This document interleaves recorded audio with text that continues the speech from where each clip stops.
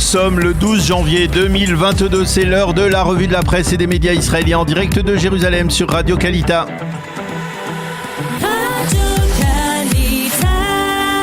La revue de la presse israélienne en direct de nos studios de Jérusalem. Et oui, nous retrouvons à Jérusalem notre correspondant Daniel Haïk. Et Daniel, la presse israélienne continue ce matin encore de se préoccuper de cette 5e vague de contamination qui ne cesse de s'amplifier. Oui, Lana, et pour le Israël Hayom, cette vague est devenue un véritable tsunami avec plus de 40 000 Israéliens recensés positifs pour la seule journée d'hier. Et les experts reconnaissent que même un nouveau confinement ne permettrait pas de maîtriser cette vague qu'ils qualifient d'incontrôlable. Rappelons qu'hier, le directeur général de la santé publique, le professeur Nachman H, a validé la réduction du délai d'isolement pour les personnes malades de 10 à 7 jours, avec à la fin de cette période au moins 3 jours sans le moindre symptôme avant de pouvoir sortir. Quant à Naftali Bennett, eh bien, il a démenti hier le fait que le gouvernement ait perdu le contrôle de l'épidémie. Sans hystérie, nous traverserons cette vague ensemble, a dit le Premier ministre, qui a affirmé quoi qu'il arrive, le marché israélien restera ouvert et il n'y aura pas de nouvelles restrictions. Le Israël Hayom explique que Tsahal n'échappe pas à l'actuelle vague de contamination. Il a été décidé d'annuler tous les entraînements des réservistes de l'armée israélienne et de limiter les grands rassemblements prévus. Le Yediot Aharonot fait état de pénurie grave de tests de dépistage antigénique et il continue de parler du balagan qui s'amplifie dans l'éducation nationale. Il évoque le fait que les autorités semblent avoir totalement oublié de prendre des mesures pour protéger les personnes âgées. Et Naftali Bennett a parlé de marché économique ouvert, mais les quotidiens constatent que les répercussions économiques de cette 5e vague sont de plus en plus massives. Oui, et d'abord, tous les quotidiens et les sites d'information font la même constatation. Il n'y a pas officiellement de confinement, mais le marché économique subit un très net ralentissement. Le Israël Hayom parle d'une réduction de 40% de la circulation sur les routes et autoroutes du pays. Les chauffeurs de taxi accusent aussi le coup et affirment que leurs rentrées sont durement affectées. Idem pour les restaurateurs et dans d'autres secteurs également. Le Yediot Aharonot mentionne en évidence la question qui est sur toutes les lèvres. Où sont les dédommagements du gouvernement pour compenser notre manque à gagner? Et enfin, le Israël Hayom fait état d'une dramatique passivité dans le secteur arabe israélien face à l'épidémie. Les experts tirent la sonnette d'alarme. Nous allons vers une catastrophe dans ce secteur. Et justement, l'occasion de se pencher sur ce qu'écrivent les éditorialistes ce matin face à ce tsunami. Eh bien, Sever Plutzker, le rédacteur en chef économique du Yediot Aharonot, fustige le gouvernement, ce qui n'est pas commun chez lui, pour répéter sans cesse que le gouvernement Netanyahou avait imposé en son temps des confinements superflus et pour insister sur le fait que Bennett, lui, ait adopté la voie d'un non-confinement. C'est du pur mensonge, écrit Sever Plutzker ce matin, car les confinements imposés par Benjamin Netanyahou l'ont été lorsqu'il n'y avait pas encore de vaccins et ils ont sauvé la vie de milliers d'Israéliens. Visiblement, Plutzker est furieux dans cet éditorial de ce matin. Sarit Rosenblum, elle, parle du casino Corona et se demande à quelle donnée la roulette de l'épidémie s'arrêtera. 30 000, 50 000, 100 000 ou 120 000 malades quotidiens, écrit-elle ce matin.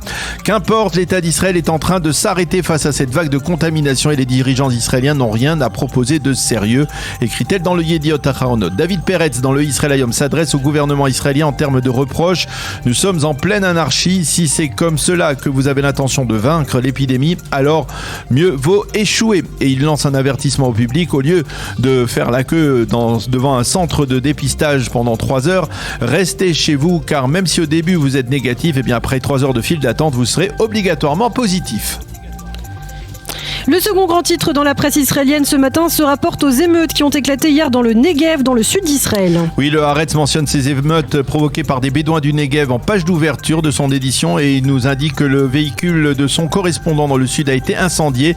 Le Israël Hayom et le Yediot Aharonot nous montrent ensemble en première page les mêmes photos d'incendie de véhicules de la part des bédouins d'Israël. À l'origine de ces émeutes, une tradition israélienne instaurée depuis bien avant la création de l'État d'Israël par le KKL, les plantations d'arbres à l'approche de la fête de Tou Bishvat. Eh bien, il s'avère que les Bédouins qui possèdent, vous le savez, avec le parti Raham, des représentants au sein de cette coalition gouvernementale, eh bien, s'insurgent cette année contre cette tradition et réclament son annulation. Les dirigeants de Raham et Mansour Abbas en particulier ont menacé de provoquer une véritable crise politique au sein de la coalition. Ils promettent de ne plus voter avec la coalition tant que ces plantations ne seront pas annulées.